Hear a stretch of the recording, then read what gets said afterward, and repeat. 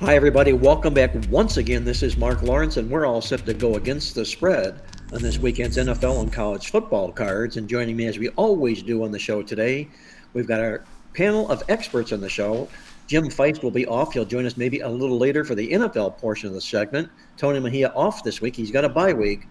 But those that are with us today, around the horn we go. Andy Iskoe joining us from TheLogicalApproach.com in Las Vegas. Andy, how's everything going for you these days? Andy may be muted. Yes, and my mouse click was a little bit delayed there. Okay. But, other than that, everything's been going great. It was a nice weekend last week. A lot of more things coming out in college football. We've lost a couple of more unbeaten teams, and I think we're down now to, I think it's 5, if I recall correctly. And we'll have a couple of more perhaps that could be in that situation where they might not make it through this coming week. And of course, the NFL is starting to shape up. We're finding out some questions. We saw, for example, the Denver Broncos, who had been playing extremely well, stepping up in class this past week and showing that perhaps they weren't quite ready to compete at that level. And we'll find out if that indeed was true or not, because they step up in class, in a similar class in many respects, as they play at the Kansas City division rival this week. So we'll see if that continues. And of course, I know Victor will have a lot to say about the NFL totals and how they've been going so far this year. It's been a very unusual year. It's not been a season of 8 overs and 8 unders each week. Let me just say that. So Yes, other than that, everything's been going really well, and I'm looking forward to. Well, right now we're basically 2/3 of the way through the college season, and officially halfway, at least in terms of weeks, 9 weeks through the 18-week NFL regular season.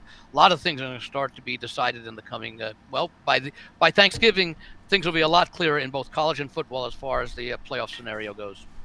Victor King from King Creole Sports, a man on a red-hot winning run with the Totals tip sheet. I know you're doing well, Victor, because the Totals tip sheet is doing well.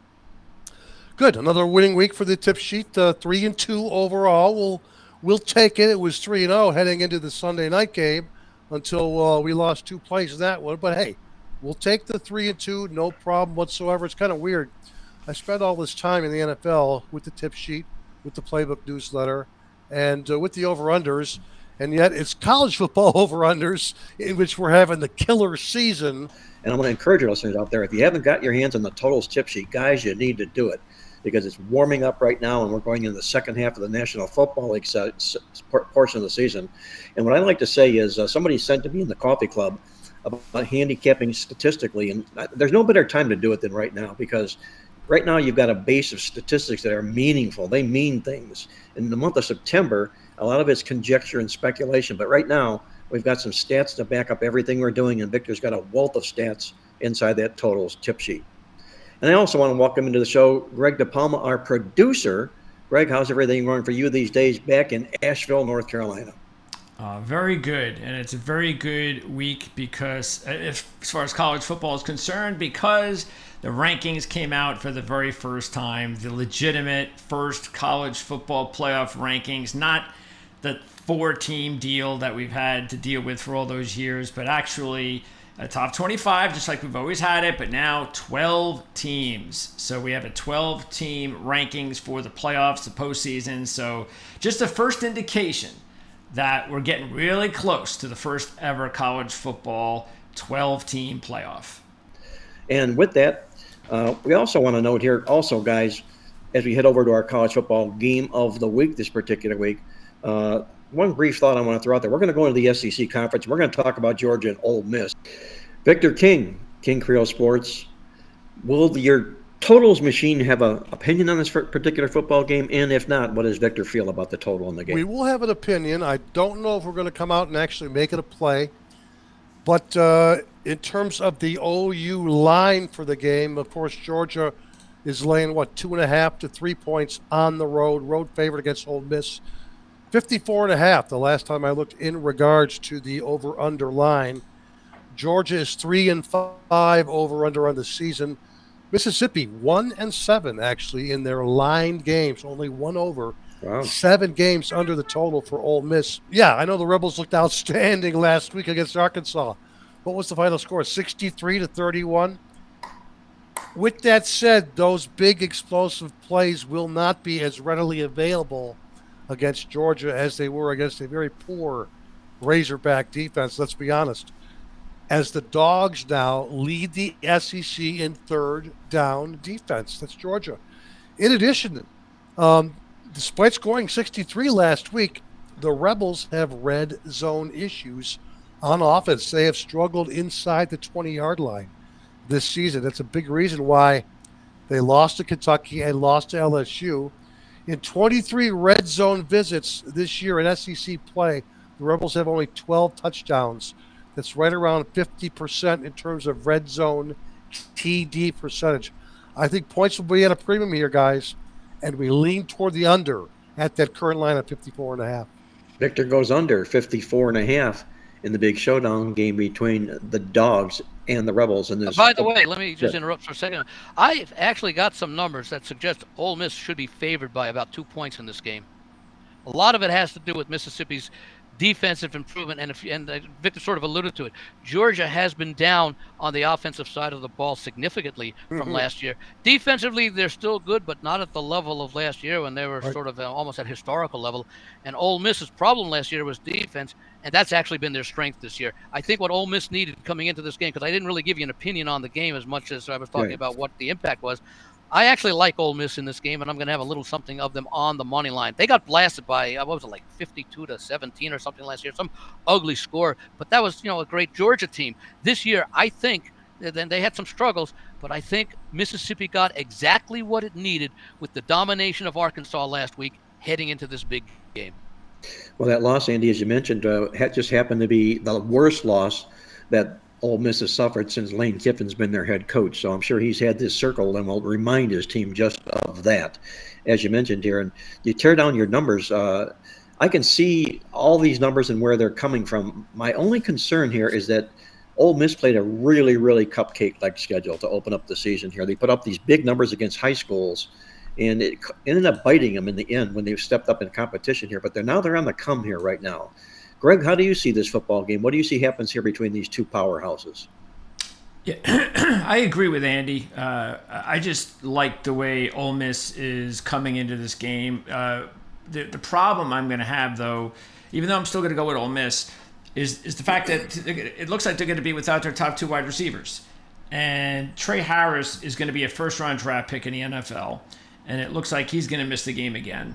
Watkins comes in last week in that game and has, I think, 254 and 3 touchdowns. And so now he looks like he's going to miss the game. Now, they're extremely deep at receiver. They still have a really good tight end. They've got Caden Lee, Antoine Wells, Daquan Wright. So they still have a lot of talent, which is, again, why I'm going to – it's not like Oklahoma where they lost like 3 or 4 receivers and then they were done.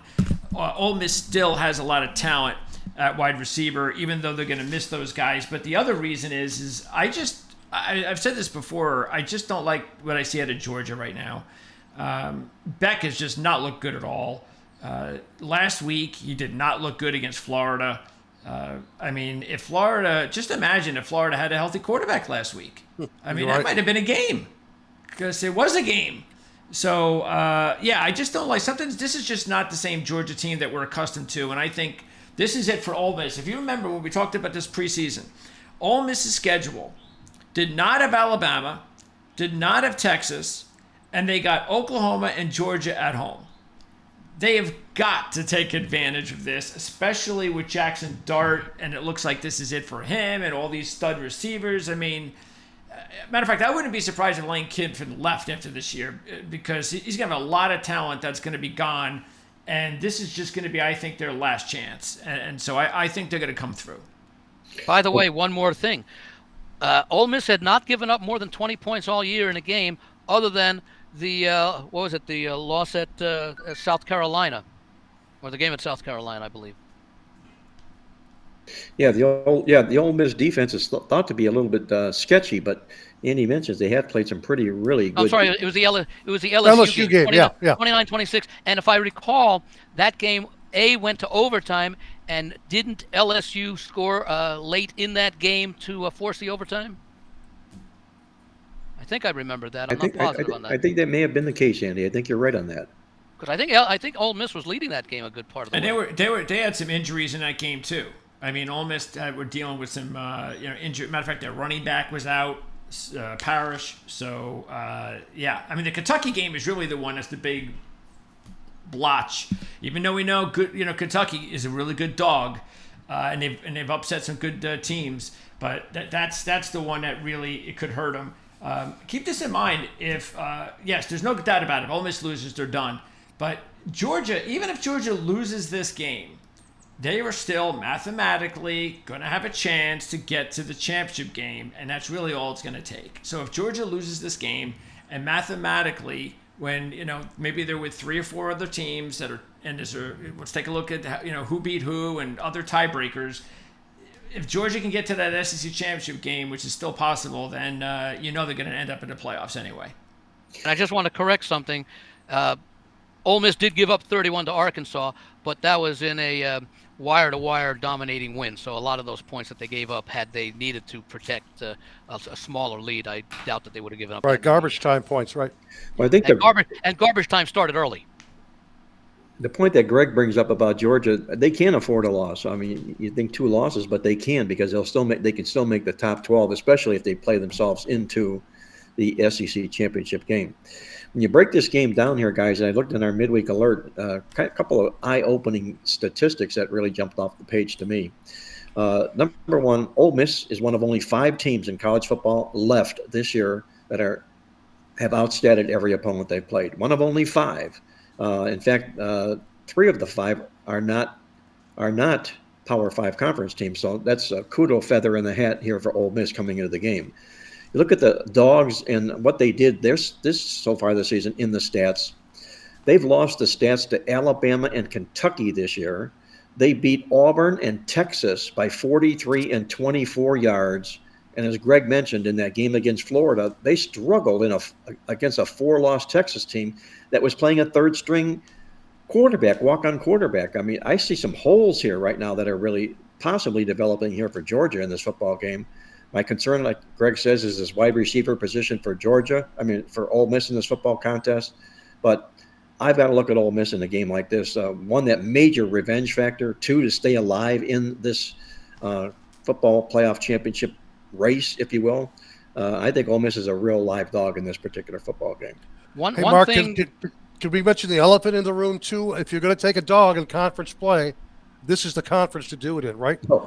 SEC dogs in conference play are now up to 29-13 ATS on the season. That's 69%. Even better for road dogs, 18-5 ATS. Still fantastic numbers for grabbing the points with the puppies in SEC play. The one concern I would throw out there, and it concerns Georgia. They showed a lot of what they've got when they fell down big time to Alabama. What was it, 30-7 at halftime? And they came back to take what effectively turned out to be a 1-play lead late in the game when Alabama scored on the next play with that long touchdown pass.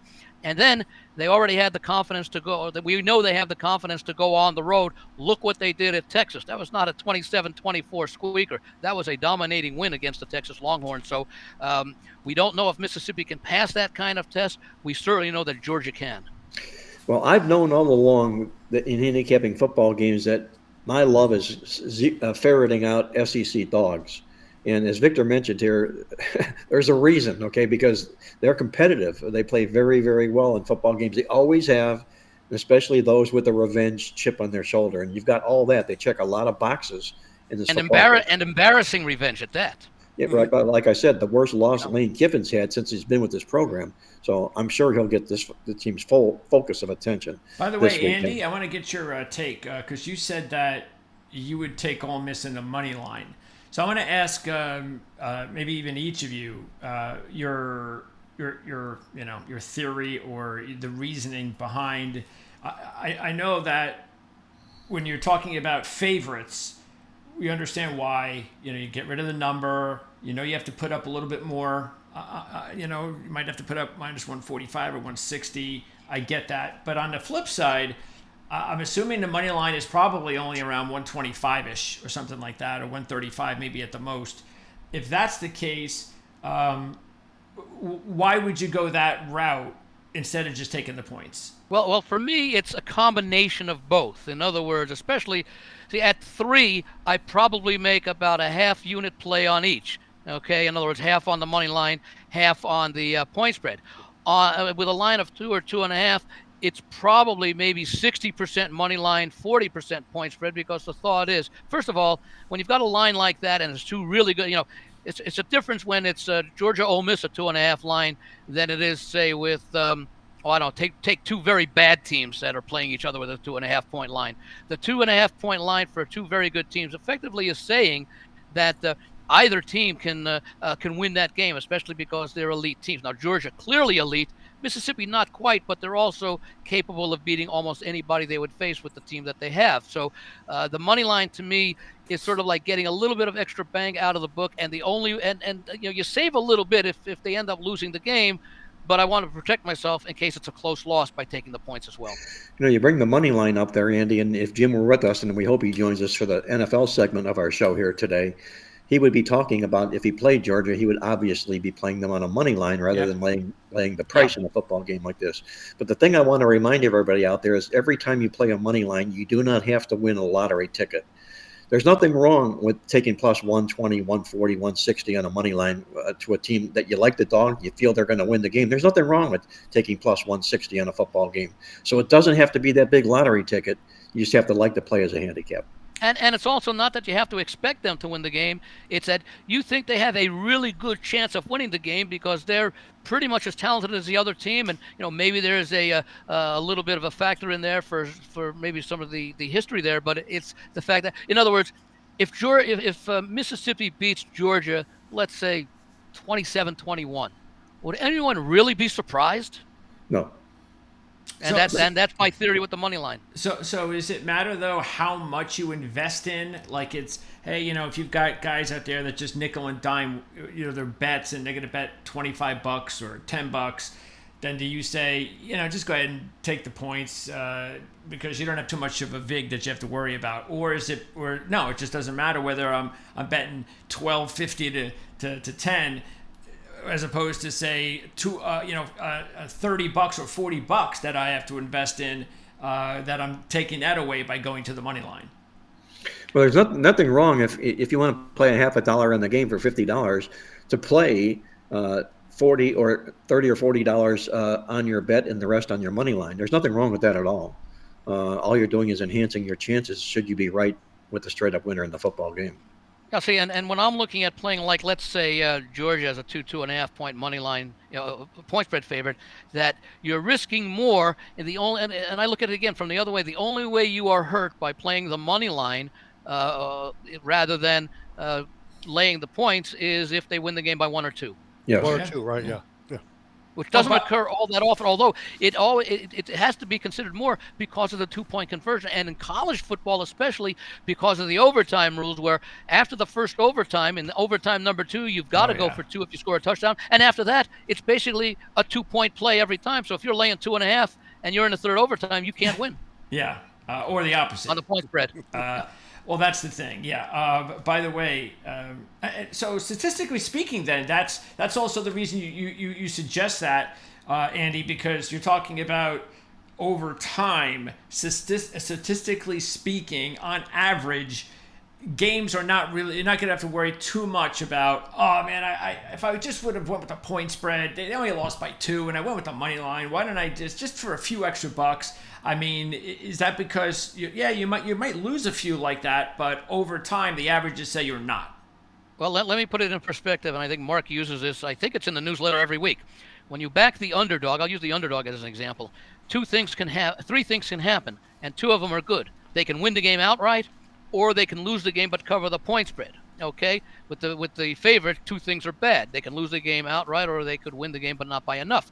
Now, just to put that into perspective as a lead-in, in the NFL, the points matter maybe 15 to 16% of the time. Roughly, let's say 1 game in 6, 1 game in 7, a favorite wins and fails to cover. The other 85% of the time, either the favorite wins and covers or the dog wins outright, and the points don't matter. Yeah. Okay. In colleges, it's not quite as high, but it's still 75% of the time the points don't in play.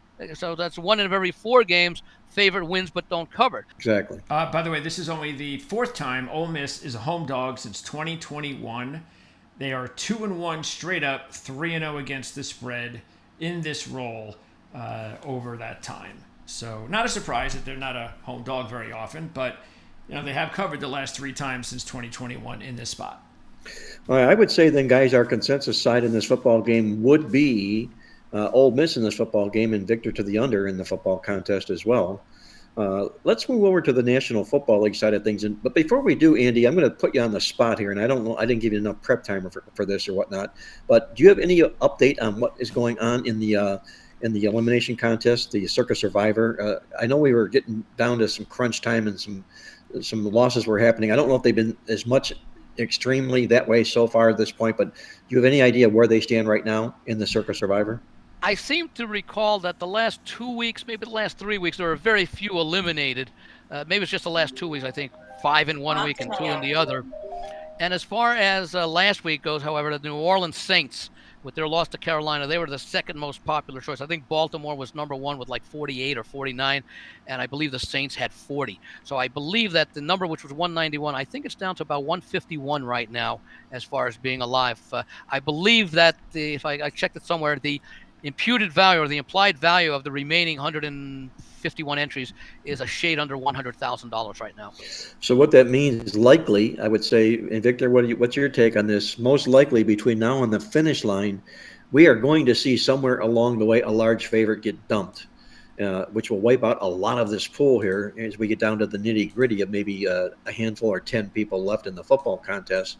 Do you foresee that possibility of there being a double-digit dog that's going to win straight up in the NFL moving forward? Absolutely. We've, like you mentioned, some of the longer dogs have won outright this season as well.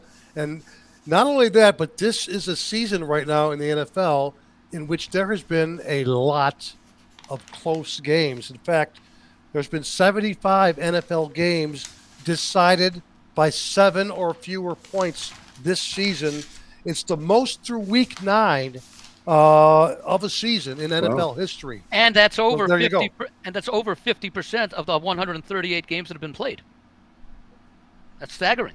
By the way, 75 have been decided by 7 or less points. As far as the Survivor goes, strategy has also changed a little bit. One thing to keep in mind is that and people check it on the website. Anybody can check it, but certainly the contestants, how many teams have been used by a certain contestant and which teams they still have available to use. Like a lot of people probably used New Orleans last week because there probably wasn't going to be enough time to use them again against a team other than Carolina, the way the Saints have been playing and plagued by injuries. So that's a thing to keep in mind. But the strategy also, and again, keep in mind we got the Thanksgiving week with only the 8 teams playing, and Christmas week, I believe, with the 4 or 6, is that the strategy has changed because of the much smaller contestant pool that remains at this point in the season as of compared to last year, which is last few years, which is surprising considering I think there were 9,000 entries last year, and that increased by almost 2/3 this year. You would think that if things continue to go the way they had in the past, you'd have a larger number of contestants remaining, not percentage, but a larger number of contestants remaining compared to last year's. And one final thing I'll throw in, the contest has always gone the distance, and there has never been a single winner, and this is year number 5. Wow. So, Andy, what's the chances? Let's say we're down to Thanksgiving week and then the Christmas week thereafter, and you're in and amongst the people that are left, and you've got a handful of games to play in that short given round because it's Turkey week or it's Christmas week. Are you looking to play along with the popular teams to not get upset, or are you looking to maybe be the guy, the contrarian, that's going to pull the winner, and it's going to dump everybody else out? At this point, amongst 4 or 5 teams, 4 or 5 games is all. I think at this point, you just want to pick the best team that you have available left because you want to advance. Because instead of going against, let's say, 872 people as you might have been last Thanksgiving, you might be going against 120. So your chances of winning or surviving are greater because you're going against a smaller field than in the past. You know, it's like the true odds of a team winning the Super Bowl are 31-1. Because there are 32 teams and only one's going to win. But the varying degree of talent suggests that, you're not going to get 31-1 on the Baltimore Ravens. More or less, you're looking at, right now at this point, probably, 6-7-1 at most or something like that. In the same thing in Survivor. Right now, the odds are 150-1 because 1 out of 151 people, unless it's a tie. One of the reasons I'm bringing it up is this, Andy. I know you'd say, okay, I can't play Carolina, I can't play New England, the hapless pieces of garbage. But I believe it's 9 teams in the National Football League this year have won 2 games at this point in this stage, which is an incredible, inordinate amount of teams with only 2 wins. And you would figure moving forward that from that pack, from that group of 9 teams, that somebody's going to surge. 1 or 2 teams will surge forward. Maybe your Panthers and maybe your Patriots will not. But if you have a 2-win team at any stage of the elimination contest here, would they be worth a consideration? Depending on how they're playing, but how deep into the season, am I right? Right now, if you've got only 2 wins, it means you've lost either 6 or 7 games to get to this point. So we're basically at or slightly past the halfway point of the season, and they've shown very little that they're going to win more than 4 or 5 games. Now, for example, using what you said, let's say New England and Carolina are playing each other, okay? There are a couple of 2-win teams that you might find a spot to say that, New England's, they've won 3 of their last 6, but in the 3 losses, 2 of them have been by a field goal or less. Maybe that would be an advantage, especially if they've been at home. And I know a number of people, I forget what the matchup was a couple of weeks ago, were taking the lesser of 2 evils. That situation, again, certainly when it comes to those short, Thanksgiving week part 1 and Christmas week part 1, that a number of people have been planning to save 2, 3, or 4 of those teams for those 2 short weeks. Well, with the smaller field, there have been opportunities to use maybe Kansas City in one of those games against one of the better teams on their schedule, because you won't need to save it because there are other teams going to be playing. Now, for example, maybe it's not a good example now with Dallas's issue, but a lot of people were holding on to Dallas for that Thanksgiving Day game against the Giants. Well, sure, the Giants look like a play against team, but right now so does Dallas with their situation, with the injuries and everything. So that complicates that strategy. Fortunately for the people who are still going to be around Thanksgiving, there are 8 teams because there are the 3 Thursday games and the game on Friday. But I think because the field was diminished so much by the first 7 weeks of the season, the first 6 weeks of the season, that some of the teams that they've been holding on to, a lot of people may have had all 8 teams available through the first 6 or 7 weeks for Thanksgiving because of the way it's scheduled up. They may have gone and played 2 or 3 of them, knowing that between now and Thanksgiving, the field's 151, maybe another third of the field will be eliminated by Thanksgiving. So and that's 3-4 weeks away. Well, Mark, you and Victor being in South Florida, speaking of 2-win teams, you look at a team like Miami and you say, well, they got an excuse. Their quarterback was out for several weeks, and that's a completely different team without Tua. And if there's a team that could actually make one of those runs you're talking about, it would be the Dolphins. Do you guys feel that they're, and again, just talking not necessarily about contests, but just, about the Dolphins and whether or not they could be that team? Or how confident are you that there are no issues going on in the locker room, that there's, and that's why I asked you guys specifically, because when you're in the backyard of a specific team, you hear a lot of more things on talk radio, and you kind of know the beat of the team a lot more than the national people do. So do you get the feeling that, this is a team that can go on a run, or there's just something about this team this year that's just not working? There are 3 teams. I'll let you speak to that, Victor. I was going to give 3 teams of the 9 teams: Miami, Cleveland, Jacksonville. And what do you think about the Dolphins, Victor? Their chances of improving? I agree. I think the Dolphins have the best potential amongst the 2-win teams to go far and into the playoffs. Look at their schedule coming up. We've got a fairly weak division. I would have agreed with Andy in regards to the Browns. Boy, Jameis stunk up the joint last week. We talked about Jameis Winston interceptions at inopportune times, and they really came up last week against the Chargers. So I would agree that I think that of all the 2-win teams, that we still got the Dolphins. Look at their defensive numbers. They're still pretty good on the season. So, they've got a shot still at the postseason, despite only 2 wins at the halfway point. I think the odds makers agree with you, Victor, as well. This week, anyway, in particular, they're only a 1-point dog in Los Angeles against the Rams, a 2-win team that's a 1-point dog. It means that obviously they see and respect a lot of Tua. They're expecting some improvement from Miami here, and the Rams do have some injury issues. But if they do get past the Rams this Monday here, it could be a buy sign for Miami to move forward. Look at who the Dolphins still have to play: the Raiders, yes, the Patriots, yes, the Jets, They play the Jets twice. Wow. They're at Cleveland. That could be a little bit difficult. So they've and the other teams, it's going to be tough. They're at Green Bay. That might be difficult. I do think they're going to win against the Rams on Monday night. But at the Packers could be tough. At the Texans might be tough. They do host the 49ers, and this is not the same 49ers team. We'll see how they are after McCaffrey has a few games back with them. And then they're at the Browns. So Miami, don't know that they can make the playoffs, but I think that from where they are right now, I think they should win 7 or 8 games without having to do anything miraculous. So the question is now, guys, 9 2-win teams in the National Football League going into this weekend. Will any one of these 9 make the playoffs?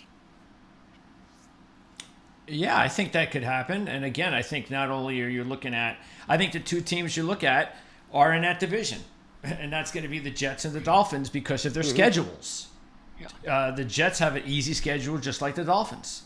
So, and you know how it is. You just talked about some of these teams. All the teams you mentioned, Jacksonville, Miami, Cleveland, even the Jets, all 4 of those teams could easily be playoff teams and would have been predicted to be playoff teams when the season began. They've got... Jets are 3-6 right now. No, I'm just saying, though. Yeah. Yeah. So because Miami, obviously, the Jets still have their bye. So if Miami were to win this week, like you said, it's very possible. They go to 3-6. Now they're going to be evened up with the Jets in a few weeks. So, or potentially. So, yeah, that's the thing. I mean, you would think that maybe one of these teams, and Cleveland, I think, because that, the quarterback situation might be a little bit difficult, whether you believe in Winston or not. But with Tua coming back, you still have Aaron Rodgers and Jacksonville. That's the other thing is I just don't know about Jacksonville at this point because of Trevor Lawrence. It's amazing how quickly that organization, they were riding high just a year and a half ago. They were having a good season again last season, trying to repeat as division champs. And then just like that, Trevor Lawrence starts to get banged up a little bit, and they just have not found their game ever since. It's just amazing. It's interesting you say that there are social media signs today that they may actually be shutting Trevor Lawrence down for the whole season. Yeah. I saw that. Wow. One thing to keep in mind also, we talk about the 2-win teams, okay? 7 of them are 2-7.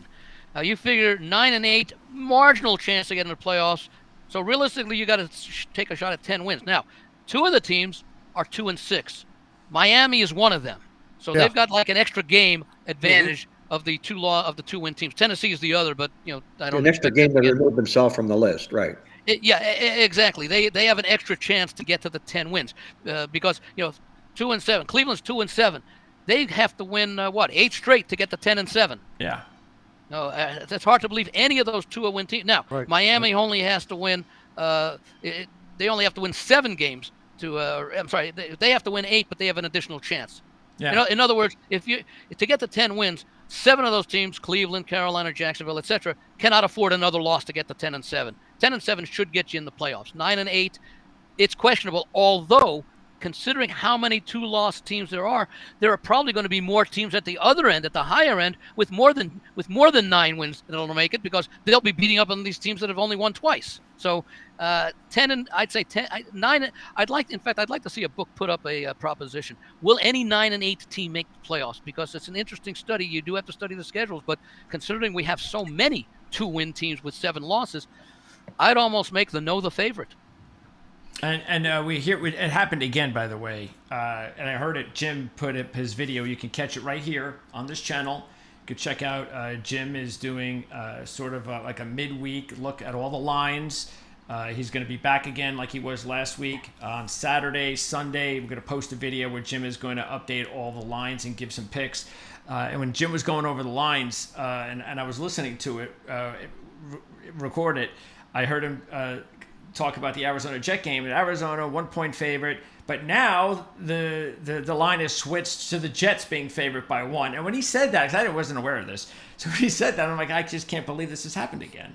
I mean, I know they finally won a game and they finally covered the spread, but this infatuation with the Jets when Arizona is red hot. This is the best looking Arizona team we have seen in several years. They're beating good football teams.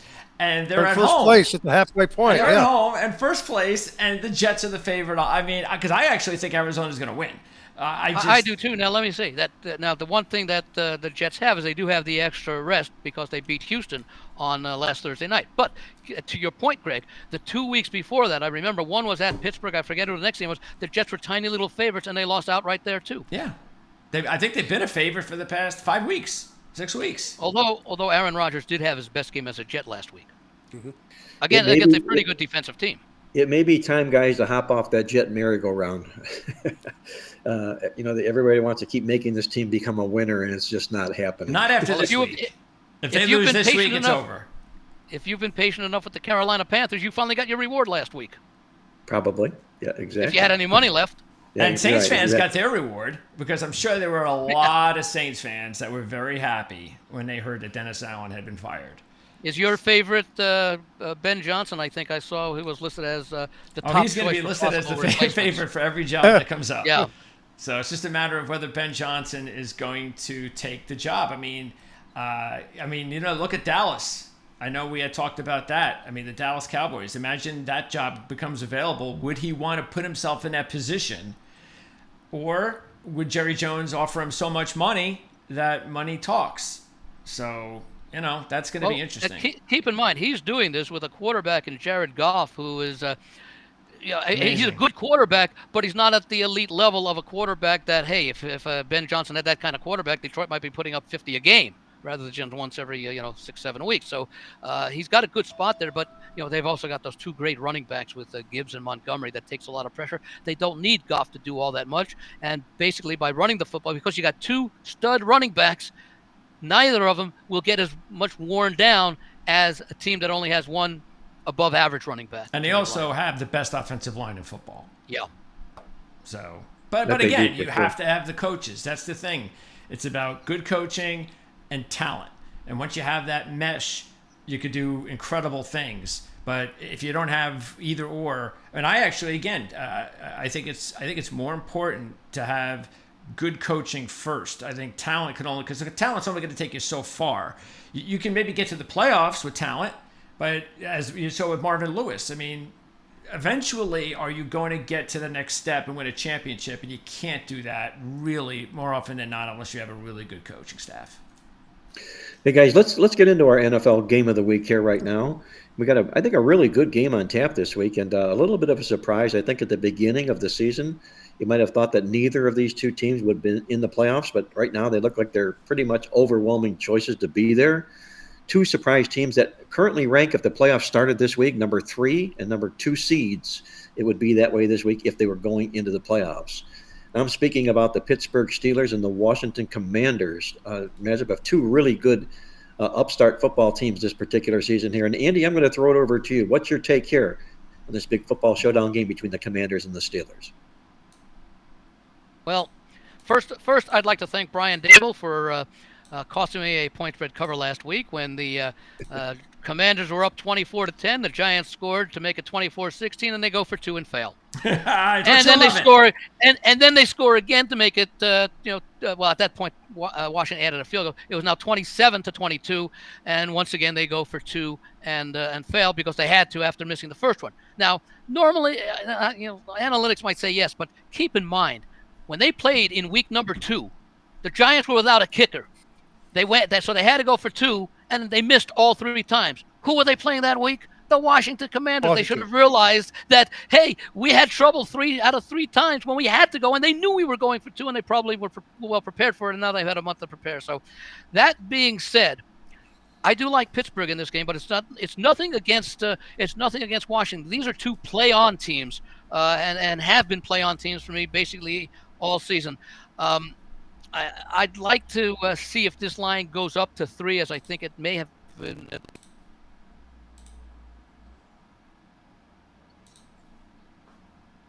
Playing Pittsburgh, I'll be taking the points and making part of the play on the money line.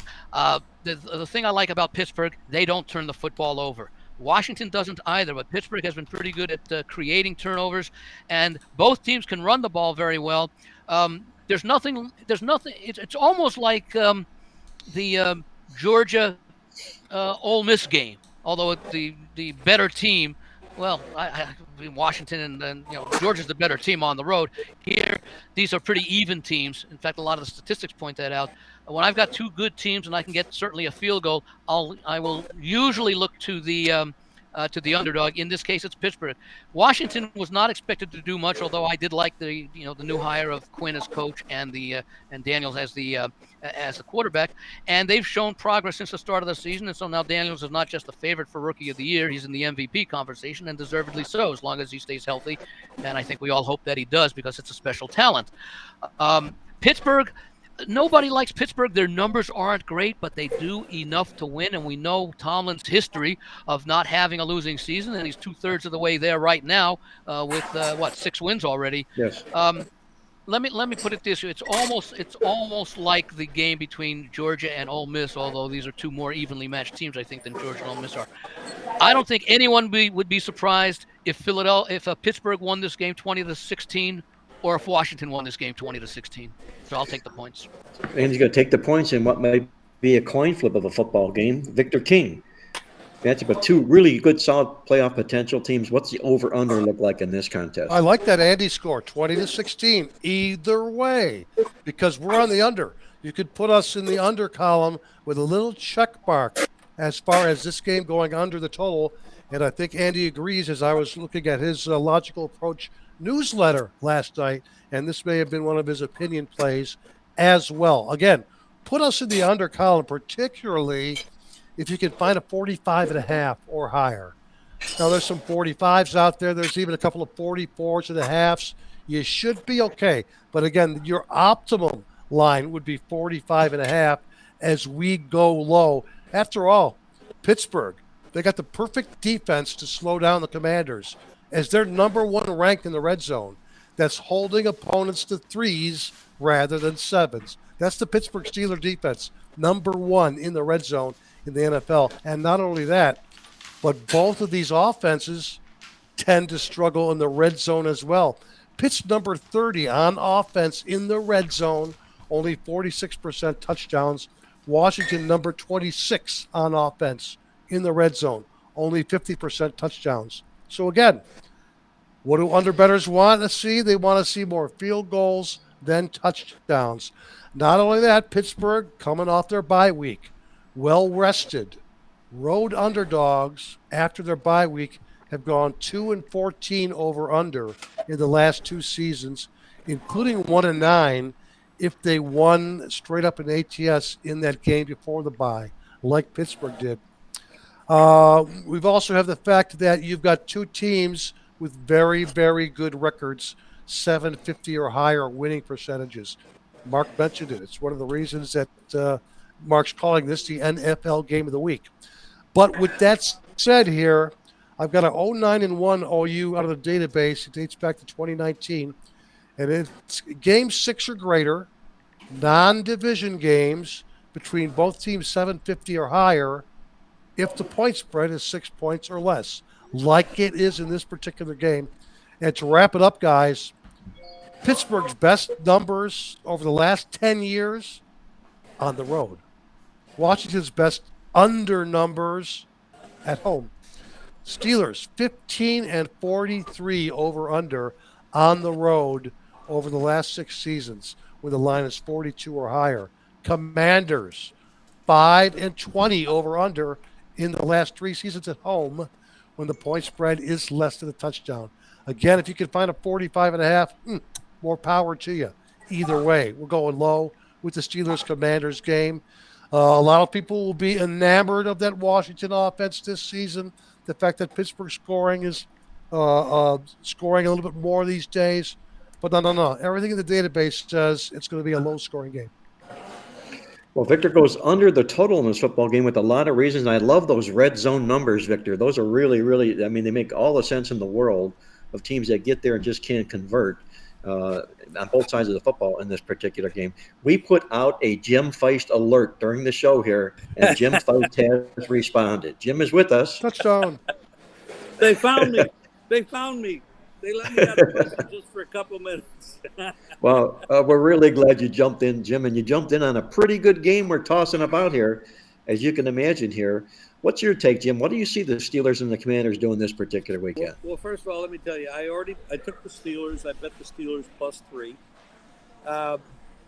I like everything about the defense. I like their offense. I like the coach. I'm amazed at what Washington's doing. Everybody is 7-2, rookie quarterback. The kid looks amazing. They go no huddle all the time. They went for long periods of time and never even punted the ball. They're doing amazing things. But they're up in class here. This is a classy, winning, old school, old style, non-analytic team that knows what the hell they're doing. And they know how to prepare for something like this. Now, I'm going to say Daniels looks like a guy that in a very short period of time, he could be the top 1, 2, 3 quarterbacks in the league because what he's doing is amazing. But he did get hurt a little while ago. He had the ribs. He's had some issues on the offensive injuries and defensive, and their defense wasn't all that good all year. I mean, they were a sieve on defense. It's going to be tough to control what Pittsburgh does. And that, I think Pittsburgh's going to end up winning the game, and I do think they're going to keep the score down as much as possible. Well, first of all, I always agree with Victor when it comes to totals. I'm not crazy to go against him because he wins a lot more than he loses. So I'm not going to disagree with that. I like Pittsburgh in the game. I like Tomlin. I like Quinn, too. I like the coaching staff, the ownership of Washington. They've done an amazing job turning this franchise around, and hats off to them. But this is now starting to get down to the second half of the season where you're really starting – these things matter. It means a lot, and they're starting to play. They're going to play a good team here. Pittsburgh is not a bad football team. And they have no weaknesses, really, that I can see. They're going to be able to control the ball on the ground. Wilson knows what the hell he's doing. He is a Super Bowl winning quarterback. I know the one game he could have won in the Super Bowl, so that would have been 2 wins. But that's high-quality stuff, and I'm going with Pittsburgh. Jim takes the Pittsburgh Steelers plus the points in the football game. Good quality team taking points. No surprise from Jim Feist. Greg DePalma, what do you see happening in this big matchup? Well, before I go, just want to say goodbye to Victor. Victor's got to run, and can't wait to do this again next week with Vic. See you later, Vic. Thanks, guys. Victor, have a great weekend. Best of luck, Victor. Talk to you next week, guys. Best of luck to everybody here on the panel and everybody watching over the weekend. Good luck, Victor. Yeah. Thanks, guys. Have a good weekend, Victor. Thank you. Yeah, there's some really good numbers, thanks, of course, to the trusty Football Preview magazine, which is making this game as tough as it is. Pittsburgh has won their last 3 straight-up ATS, so is Washington. Now, Pittsburgh's wins in the last 3 have been more impressive, but let's keep in mind, Las Vegas, Giants, Jets. So not exactly a Washington caliber, so they are going to have to step it up in this one. Also, you take a look at the other trends that collide. Pittsburgh 2-0 straight up and against the spread as a road dog this year. Washington 4-0 straight up and against the spread as a home favorite this year. So one of those will no longer be perfect after today's game. But without the trends, by the way, keep in mind, Washington will be at Philadelphia on Thursday night. So that's going to be a great game coming up on Thursday night. As we start to get to the point of the season where you're going to now see predominantly division matchups. Like 75% of the time now, starting in the next week or two, every game is going to be like a division game. Pittsburgh, 6 of their last 9 games will be against the AFC North. So these types of, matter of fact, 4 straight games coming up after this are against the AFC North. So this is like that one of those last chances to have a free one before it really counts inside your division. Look, Mark, we've talked about Washington since the preseason. felt that this is the team that was going to be able to duplicate what Houston did last year with C.J. Stroud, with Daniels at quarterback. So, yeah, is it surprising they're 7-2? But is it surprising they're winning the division and playing well? No, not what we talked about. Felt that this was going to be very possible. But I just kind of feel right now that this is just one of those games where I'm going to lean towards Washington. Home field, I don't really care much. I don't think that's going to matter all that much. I just like the rhythm they're at right now. Pittsburgh, of course, is coming off a bye. I think that might matter a little bit. Maybe Washington could get off to some sort of a start early in the first half. But to tell you the truth, I think this is one of those games that is going to be so good and so evenly matched that I just don't think anybody can truly predict what's going to happen.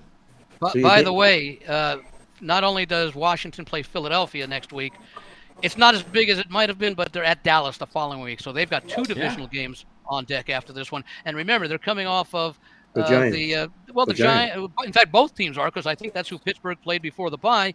And then, of course, right before the Giants, they came off that Hail Mary win. So maybe this is I won't say a flat spot for Washington, but it's not clearly as much as it's not nearly as important as the two divisional games that are up next. I don't know that necessarily matters, but from a scheduling dynamic standpoint, I think, especially with the bye, you give the scheduling dynamics edge to Pittsburgh. Well, but again, Pittsburgh's got 4 straight coming up against the AFC North. So yes, yeah. But Andy mentions them coming off of coming off the Giants and with Philadelphia in this division sandwich. Their numbers in games after Philadelphia, the last 8 times before they played Philadelphia, they've not covered the spread one time. The last 7 games after playing the Giants, they covered the spread one time. So they've been prone to playing up to or down to after in division play in the past. My main concern here for Washington. One thing to keep in mind. Washington had a lot of losses and a lot of bad performances in basically every situation, or many situations. This is a much different team this year. Yeah. That's the only thing. Let me bring it into this year. You're trying to say that under Dan Snyder they were not that good. Is that what you're saying, Andy? Slightly. Well, let me bring it back to this year, guys. Okay, you take a look at Washington and their body of work, and it's been impressive, unquestionably.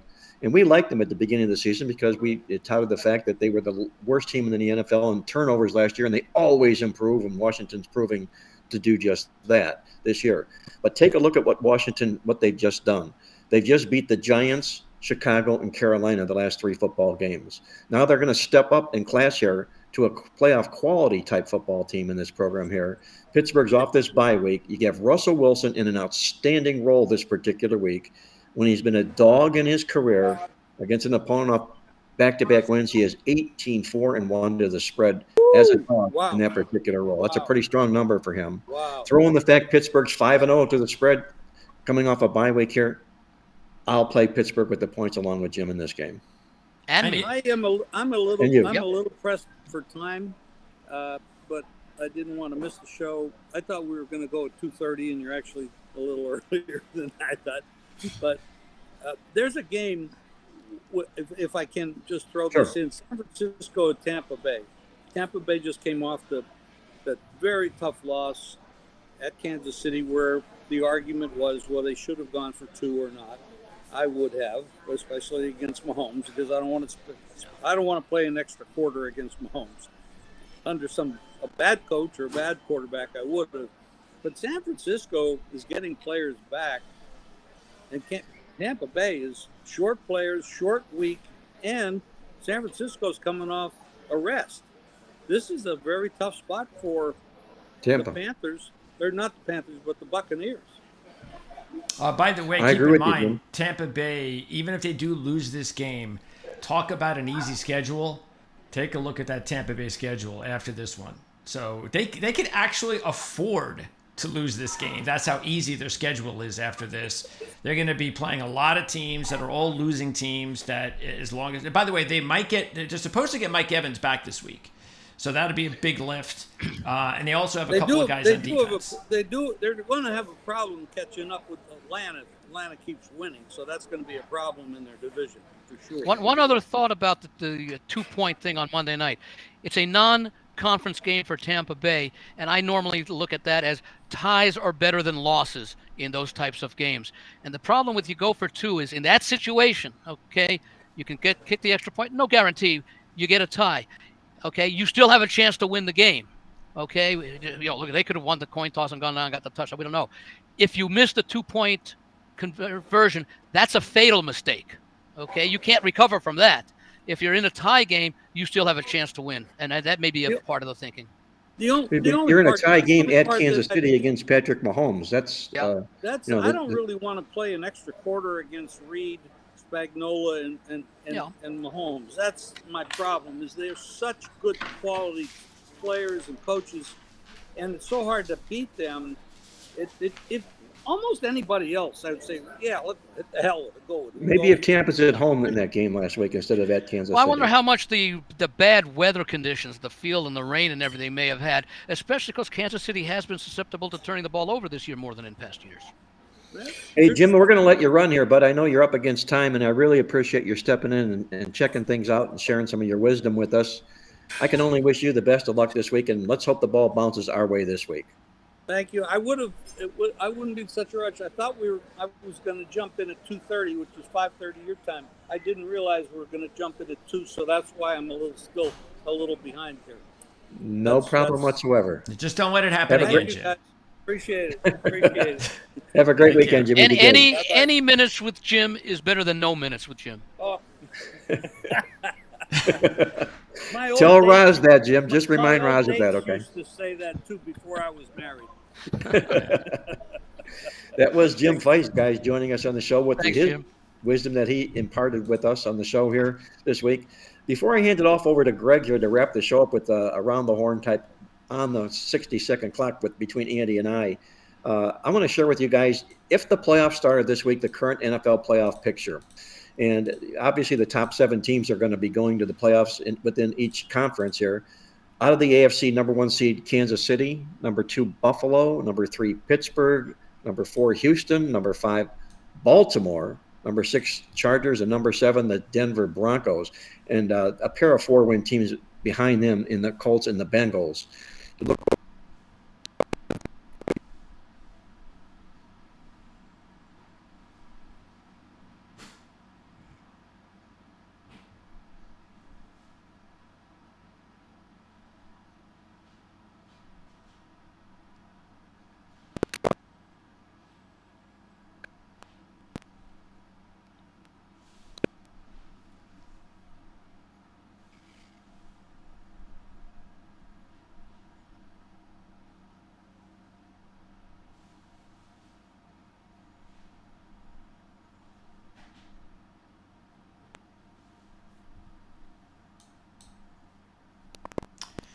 Yes, let's go right to it. As usually we have a packed house here of handicappers, but it's just you, me, and Andy. So you guys can give us your 1-minute reports on which game, which trend, which pick, which stat, whatever you want to talk about in college or the NFL.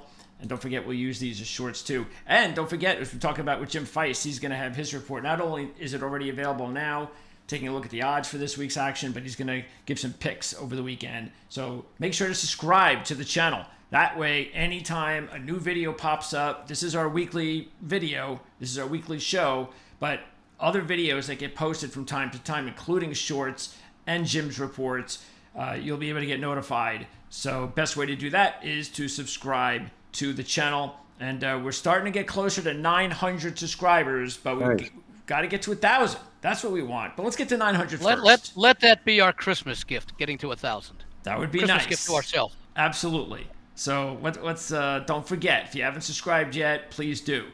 Okay, so let's start with you, Andy. And then on the flip side after this, we're going to take a look at some of the latest comments and questions that we were able to grab from the Coffee Club emails. All right, so Andy, what do you got for us as far as your weekly minute? I'm going to talk about one of the more interesting games on the card this week in the NFL, and that's Buffalo at Indianapolis. It happened again last week, although the point spread results didn't come into play, but Indianapolis has now played 9 games this season, all decided by small margins after last week's game. Buffalo struggled against the Miami team that showed some improvement this week with Tua back. I don't know if this will be a low-scoring game that'll bring the points into play, but I like Indianapolis' chances this week of slowing down a Buffalo team, which has been one of the more consistent teams throughout the season in the NFL. Josh Allen, after not throwing an interception, I believe has now thrown two straight interceptions in 2 straight games. Maybe that's a little bit of the season wearing on. Maybe it's just a situation of fatigue getting in there, not having their bye week yet. So I'm going to look for Indianapolis to put forth a good effort, and I expect it to be another one-possession game for the Indianapolis Colts as they play a tough one and possibly get the win against the Bills this week. Oh, that is absolutely perfect, Andy. You hit it right on the nail. 59 seconds. Oh, there he goes. Kudos, Andy. Great job. I'll put it on a gift certificate for next week's minute. Oh, all right, Mark, are you ready? I'm ready. I'm going to stay in the National Football League this week as well, and I'm going to use a team that's been struggling, who I think is going to break out this Sunday. I'm going to look at the Dallas Cowboys when they play host to the Philadelphia Eagles. Always a big game against two teams that absolutely despise one another. For the Dallas Cowboys here, what I like here is we got a backup quarterback in this football game here, in Cooper Rush. This is rally around the starting quarterback time, which works wonderfully in the National Football League. Backup quarterbacks making their first start. It doesn't hurt the fact of the matter that Rush has made 6 starts in the NFL. He's won 5 of those football games and covered the spread in 5 of those football games. So the Cowboys are completely confident in what it is that he does. You take a look at the history in this series here. The home team is 10-1 straight up and against the spread. I think Philadelphia's a little bit of a fraud here right now, guys. They look like they have a real pretty record here, but I think they're about to be exposed. Give me the Dallas Cowboys in this game. Another awesome job as Mark goes in at 55 seconds. I'm trying to remember what the best game Philadelphia's played this year. Have they played a significant game other than that win 2 weeks ago against Cincinnati? That would be when it. They won what? That would be yeah, it. I mean, that was the one. Maybe the next best game they may have played. Well, the 28-3 win over the Giants, I guess, was impressive because of the way they controlled that game. Yeah. But maybe the other one was that loss on the opening Friday at Brazil against Green Bay, the 34-29 game. Other than that, they've struggled. I mean, last week again against Jacksonville, they let Jacksonville hang around a little bit too late. By the way, speaking of Dallas, because you got an 2-point conversion, this is exactly what we were talking about and what we've talked about before with when they go to let's use analytics to decide when we should go for 2. And now there's this whole deal, and you just talked about it, Andy, with the Giants, about, well, if you're down 2 scores and you score a touchdown, you should go for 2, because if you miss it, the stats tell you that you got basically more than a 50% chance of making it. And so therefore, the next time that you get the 2-point conversion and the opportunity, you should make it. But if you get it the first time, now all of a sudden all you need is that extra point to win. But one thing there, by the way, it's like, well, what is the likelihood of a team winning 3 in a row? Well, it's a lot better after you've won the first 2 than if you're starting at the beginning. Same thing with the 2-point conversion. The fact that it's 50-50 does not necessarily mean, well, I've missed the first, so my chances are better than 50-50. Yeah. Right. That's the fallacy that a lot of people don't realize, even though it should be intuitive that once you're more part of the way towards the success rate, it's a lot easier to complete it. So all you have to do is look back at the Dallas game, because they scored the touchdown to get within 8 points now. And this is not the whole 2 touchdowns thing, because, well, it is, but now they're in a position to go for the 2 or kick the extra point. So they go for the 2, and the thing I don't understand here is, wait a second, Dak Prescott's not in the game. This is not just a computer and stats. I can see why you're doing this. Maybe. But you're playing with a full deck of cards, right? But now you got your backups in. That percentage has to go down. Now it can't be 50% now. Now it has to go down because you're playing with it. So, that's the thing that just is that when that happens, then you kind of get a good read of whether or not you have either a good coach or not, or a coach that is just so blinded by the analytics that he's just going to do it no matter what. Well, that's the problem with the analytics, okay? Is that in a situation like that, you've got to consider the quality of the offense, the quality of the quarterback, the quality of the defense you're going against for that 2-point conversion. Because you know what? It may be 50% overall in all situations, but for this next play, it's either going to be 0 or 100%, no in between. And I think that that's some of the thing. Now, of course, when you do that, the database of results that you're basing it on. In other words, let's say I'm going against the top 5 defense. Well, your success rate is probably going to be a lot lower, but that's still factored into that 50% overall. That's some of the issues that I have with some of these analytics. And I love analytics because I use them a lot, but I understand their weaknesses as well as their strengths. And by the way, let's just keep this in mind too. They did have a successful 2-point conversion. So it wasn't like they failed. That wasn't the point. The point was before they even tried it, I was going, why are they doing this? This shouldn't be the same, percentages. And now that they made it, you could be sure that Mike McCarthy and probably a lot of other coaches are probably still going to look at that form, and they're not going to care about whether there's a backup quarterback or not. By the way, we were talking about that Tampa Bay Kansas City game. And the overtime situation. I still wish they had that rule that regardless of what happens, if Kansas City goes down on the first possession and scores, the other team should always have an opportunity.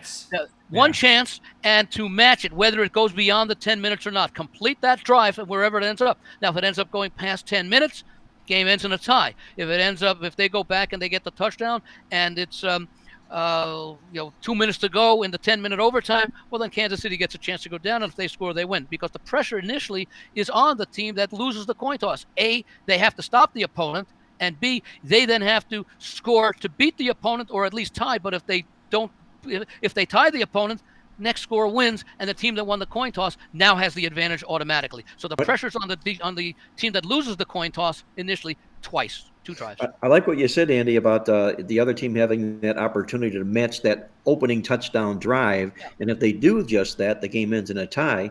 And what more of an epitome of a tie is just that. Teams that went to overtime and then matched each other with touchdowns in overtime. Guys, it's a tie.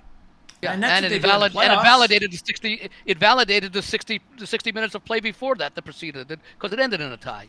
60 minutes. Or you could even say that, because if their take is injuries, then what you could at least do is say, all right, let's say Kansas City goes down the field and scores a touchdown, and 10 minutes, it's an 8-minute drive. Well, that's it. There's 2 minutes left. That's all you have. You have 2 minutes. That's the best we're going to do. We're not going to say that you could go down and match them. We're just going to say you only have 2 minutes, and if you don't have enough time, well, too bad. At least we gave you those 2 minutes, because that would take away the idea of, well, we can't let these guys play this long because of injuries, because you had the 10 minutes anyway. Well, you know what? I would agree with that, except for one issue. If the NFL is concerned about injuries, no Thursday night games after playing on Sunday. That's where the conversation should start. Yeah, okay.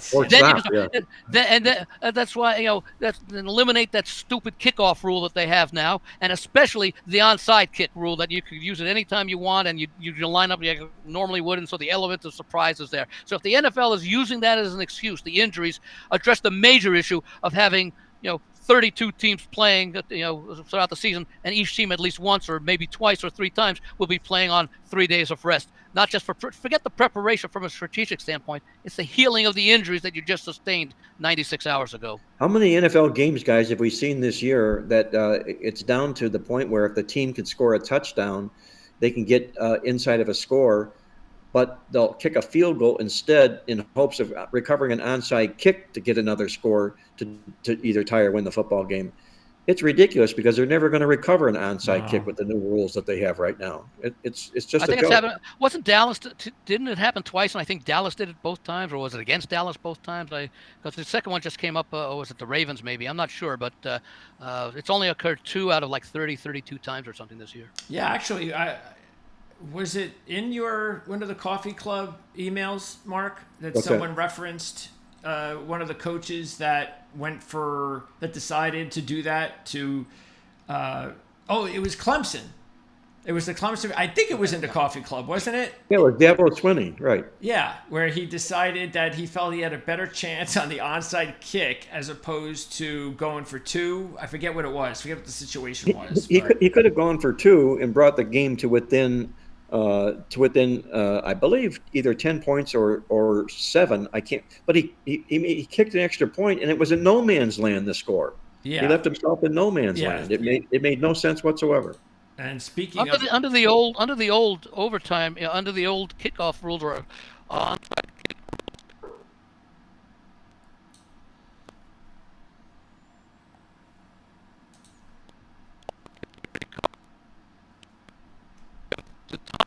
Working against you, you'd rather have to go for a field goal rather than a touchdown. At the same time, if you don't score the touchdown, at least speaking of the Coffee Club emails, we're going to wrap it up with that final segment where we take a look at a couple of notes that you would be able to receive, not only from what we just said, but also you could take a look at things like Stat of the Day, Sports Chat with Mark, and one of the stats, now this was from last week, but just figured I'd talk about it this week, that 38.8, that was the stat of the day on one of the Coffee Club emails last week. Do you remember what 38.8 was, Mark? I know. I know. A staggering 38.8% of pitchers who took the mound this season in Major League Baseball have had Tommy John surgery. That's up 27.4% just 8 years ago. I mean, 38.8%? Yep. Oh, my Lord. I know it's bad. And I don't see any reason that's going to stop anytime soon. So when they signed the contract, it's just incredible. It's so bad.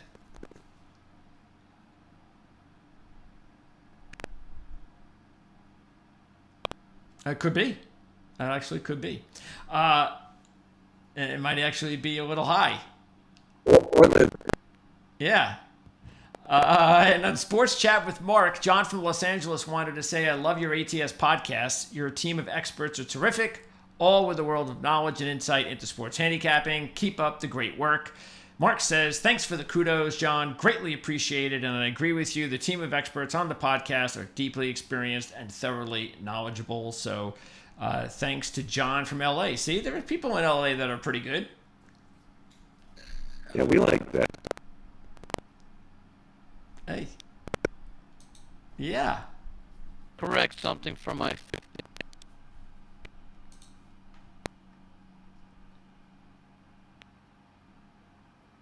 It lost by more than 6 points, or that game had been decided by more than 6 points, but it's still 9 one-score games of 8 points or less. That's pretty remarkable. I don't know if we've ever seen such a lengthy streak. I know Minnesota had those 11 one-score games. I don't know if we've ever had such a 9-game streak like that of one-score. Did Andy Reid have it, Andy, with Kansas City ever? Because he's played a ton of those. Andy Reid has. Yeah, he might have, but 9 in a row, especially at the start of a season. You remember he had that streak where they would win no cover. He was, there's all. I want to say that was part of a late season run after they had played, not consecutively, but I think I remember that over the second half of the season. That was, I think, following one of their Super Bowl wins where they were laying big numbers and they ended up winning a lot of those games because I remember seeing the ends for the no cover. In consecutive lines. Speaking of that game, by the way, the trends going up against each other. The Bills are 2-0 straight up ATS as a road favorite. The Colts are 3-1 straight up 4-0 against the spread at home this year. And the Colts are 7-1 against the spread. Their last 8 versus the AFC East. And keep in mind, next week we have one of the biggest games of the season when Buffalo hosts Kansas City. So I'm wondering, is that going to be on a Sunday night? It may have been flexed into it. Yeah. They should be on Sunday night for sure. They can milk that. Well, I was concerned last week why the Green Bay Detroit game was not flexed into Sunday night, and I seem to recall a rule that they put in about 3 or 4 years ago, maybe with the last collective bargaining agreement, that I think Fox and CBS have an option during the course of the season to say, no, you cannot flex this game out. That's our primary game of the day. So maybe, I guess it was Fox that had that game, probably used it for that one because that certainly was, even going in, a more attractive game at least before the game, than the Minnesota-Indianapolis game would have suggested, even though the Green Bay-Detroit game turned to be a little bit more Sort of like one-sided. the voice, Andy, where they can block each other out from stealing Yeah. somebody that they want, right? By the way, Yeah. I already looked at it, and next week's Sunday night game is not going to be a good one if the two teams that are in it lose this week, which means they won't be playing on Sunday Night Football next week. It's the Colts at the Jets. So I did read that the game was flexed out, but I didn't read what the game that replaced it was. So maybe it is the Buffalo game. well, that's the thing, like you said, though. Especially I mean, if it's two AFC games, but it might have been CBS said no. But yeah, exactly. I mean, CBS is going to say, "Get the hell out of here! This is going to be our biggest televised game this season." No, you're not touching this game. Could So, be for the number 1 seed. Yeah, so I doubt it. Yeah, But look, if the and the Colts win and the all-important Jets win, at least there's a little bit of drama to it. But it's just another game that most likely is, like you said, it's probably already flexed already anyway. So, all right, that's going to wrap it up, Mark. Okay, guys, I want to thank you for joining the show here. Another great show as always. For everybody listening out there, remember to hit that like button down below, if you will. We would really appreciate that. Subscribe, if you will. We also appreciate you doing just that. And until next week, once again, this is Mark Lawrence, reminding you to always to remember to bet with your head, not over it. And good luck as always.